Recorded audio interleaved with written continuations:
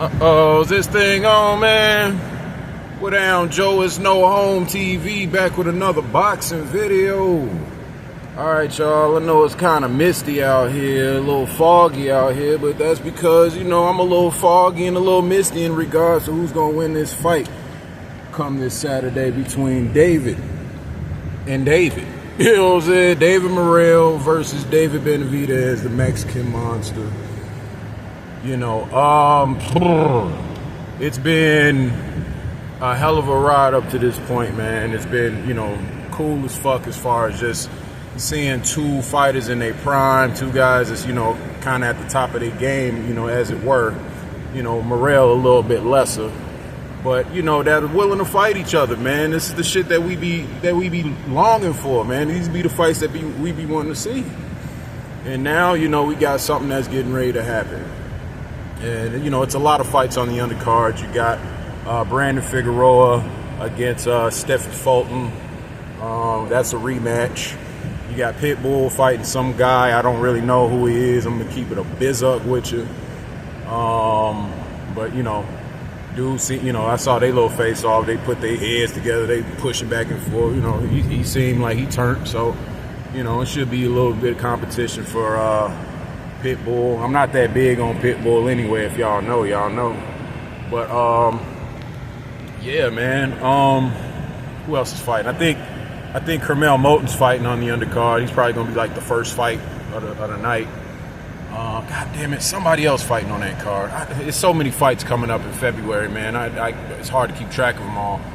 But this fight, the David Morrell versus David Benavidez fight is huge, man. I've been waiting for this fight. It's a really good fight.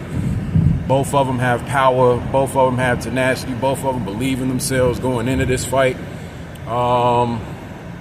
If I had to make a prediction, though, I'm sorry, y'all. I gotta go with Benavidez. Oh, shit, that was a fucking deer. Let me slow my ass. Damn. Headed to work. But anyway, yeah. I'm sorry, man. I would have to go with Benavidez, man. He's very confident. He acts like a fighter any and everywhere he goes, man. He keeps that same energy, if you know what I'm talking about. He's a mean guy. I like that in a fighter. That's why, I like Tank, even though Tank ass need to start fighting motherfuckers. You know what I'm saying? Even though his win over Frank Martin was good, it's like this Lamont Roach thing. I'm sorry, I feel like it's a step down. Paulie Malignaggi came out, getting down on Tank, talking about he's ruining the sport, and Paulie, man, he'll go a little off the rails, man. But it's a lot of truth to a lot of shit that Paulie be saying, man. If you keep it a buck, But yeah, we need to see Tank in some more dynamic fights, man. We need you to, have that energy and bring that energy to the ring against better competition. That's all. And that's what David Benavidez is doing in fighting David Morrell. Like I said, David Morrell's got solid power. He actually has more of a 1 or 2 shot knockout power than a Benavidez, who's more of an accumulative, just beat you down for a couple rounds and then eventually get you out of there type of dude. I don't know, man. It's so hard because, also Morrell comes from that Cuban style of boxing. Hold on, y'all. Police. Police.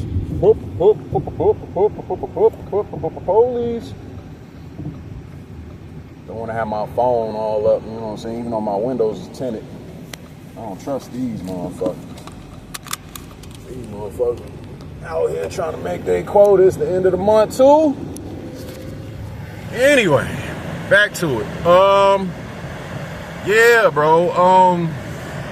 It's hard, man, because because you got a guy that's got power and kind of that, like I said, that Cuban slick style, which to me is no more than just, the American slick style, just, with a, exotic twist to it, I guess you would say.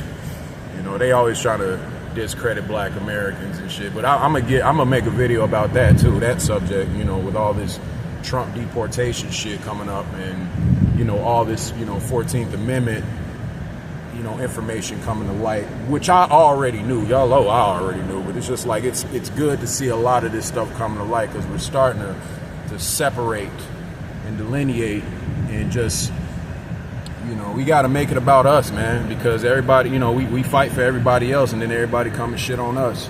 You know, that's why, you know, there isn't a whole lot of sympathy for the deportation and shit. You know what I'm saying? Like, you got to realize, but at the same time, you still got, you know, black female teachers, you know, trying to fight ICE and shit from deporting the little kids. It's crazy, man. Like I said, I'll make a video on it. This ain't about that. But, yeah, bro, you got Benavidez's experience and demeanor and accumulative power versus Morrell's slickness and, you know, more solid, you know, one-punch knockout power. So it's hard to, you know, I think I'm going to put some money on Morrell just because he's going to be the underdog, but he has a good chance of winning.